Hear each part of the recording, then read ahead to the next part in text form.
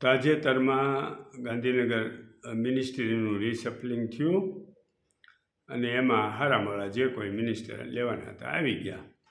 હવે મહત્ત્વની વાત એ છે કે વિઠ્ઠલભાઈ રાદડિયા અમારી યારે ઘણી ચર્ચા કરેલી નરેન્દ્ર મોદી વખતે ભાજપમાં જવા માટે. મેં કીધું હતું મેં તમે ભાજપમાં જોડાઈ જાઓ ને કે તમારી પત્ર ઠોકી નાખશે, હક નહીં લેવા દે. અને છોકરીઓના પેપરો બધા 2,000ના બ્લોકિંગ કરે, નાન તે બધું ઘણું કર્યું. છેવટે એ ભાજપમાં જોડાયા શરતો સાથે. અને એ શક્તિશાળી નિમતવાન માણસ હતા એટલા માટે એને સાંસદ બનાવ્યા. એને બધું જે કાંઈ હોદ્દો આપવું પડ્યું એ આપ્યું. એમના દીકરાને શરત પ્રમાણે મંત્રી બનાવ્યા. વિઠ્ઠલભાઈ રાદડિયા ગુજરી ગયા એટલે આને થઈ ગયું કે હવે તો ઓલો સિંહ જેવો માણસ હતો એ તો જતો રહ્યો, હવે આને ગમે એમ આપણે સોતરાની જેમ નાખી દઈએ તો એ હાલશે. હવે પાટીલના મગજમાં એવું હતું કે આને આપણે ઉડાડી દેવો છે, કારણ કે ઓલા ઇફકોમાં જે એણે કાંઈ કર્યું અને એનો અનાદર કર્યો, એટલે એમ કે કેમ અનાદર કર્યો, એ બધા રાજા મહારાજાનો દીકરો હતો ને એટલે એનો અનાદર ન થાય કોઈથી. અને આ નમાલીના હોય ને એ બધા જોયા કરે છે કે ભાઈ શાના માટે એ કોઈ આખો ભારતનો રાજા મહારાજા છે, નકામીના હાલી નીકળ્યા છે. અને એ આજે આના કારણે અને એ ઇફકોમાં એનો અનાદર થયો એમ કે એટલે કેમ મારો અનાદર થયો, મેં જે મેન્ડેટ આપ્યો હોય એમાં એ મગજમાં એને દાજ બરાબર રાખી હતી. એટલે જ ત્યાં પ્રભારી બનાવ્યા હતા.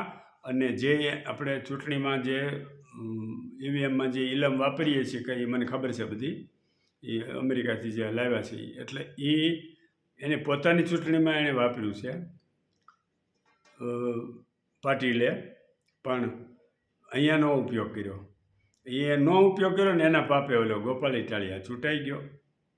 કારણ કે એ જો ચૂંટાય તો આની આબરૂ જાય ને. હા, એટલે એ રાદડિયાની આબરૂ ગુમાવવા માટે થઈને એણે આ ઓલાને જીતવા માટેનું ગોઠવણ થઈ ગઈ એની, એ આના પાટીલના પાપે. અને પછી પાછું અત્યારે મિનિસ્ટરીમાં તે એના આગ્રહના કારણે એને ન લેવા દીધા. અને ઓલા બે માધાતાઓ બેઠા છે ત્યાં, એને નથી ખબર કાંઈ પડતી, અમિત શાહ અને નરેન્દ્ર મોદી, કે ભાઈ હવે આવા આપણે પ્રોમિસ આપેલું છે. જોકે આ લોકોને કાંઈ એવું શરમ જેવું હોય જ નહીં. પ્રોમિસ અભી બોલા અભી ફોક, એને કાંઈ શરમય ન હોય ને કાંઈ વચનની કિંમતય ન હોય. તો જે રાઈટ માણસો હોય ને એની વચનની કિંમત હોય. અને આ નમાલાઓ બધા જોયા કરે છે, અન્યાય થાય ગમે એ થાય તો જોયા કરે છે એમના. હવે એ તો ક્યાં સુધી આ બધું હલાવવાનું, શિસ્તની માને દે. શિસ્ત શેની શિસ્ત? ઓલા હારા 2-4 જણા હતા જે મિનિસ્ટરીમાં લેવા જેવા, એને કોઈ જ ન લીધા, એકે ન લીધા. અને જયેશ રાદડિયાનું તો સવાલ જ નથી. એનું સૌરાષ્ટ્રના સિંહ જેવું એનું વર્ચસ્વ છે. એ તો અમિત શાહ હમણાં આવ્યા હતા ત્યારે જોઈ લીધું હોય એણે. એમ છતાંય પાટીલના આગ્રહના કારણે ઓલા બે એમાં નમાલા પુરવાર થયા અને આની વાત માન્ય રહી. અને આવી દાજ ન હોય કોઈ દિવસ. અને એ જયેશ રાદડિયાએ વિરોધ કરવો, બધા આખા પટેલ સમાજ બધા એકારે થઈ એની માને દે આને ખબર પાડી દેવી જોઈએ. હાલી હું નીકળ્યા છો કંઈ? તમારા બાપુજીની પેઢી છે તે તમે કહો એમ જ થાય? યોગ્યતાના ધોરણે થવું જોઈએ. હું અટલ બિહારી વાજપેયીની હારે મારી 12 વર્ષની ઉંમરથી જોડાયેલો હતો, 1962થી. કેવા સનિષ્ઠ માણસો, વચનની કિંમત, બોલ્યા તો મરી જાય તો ફરે નહીં એવા.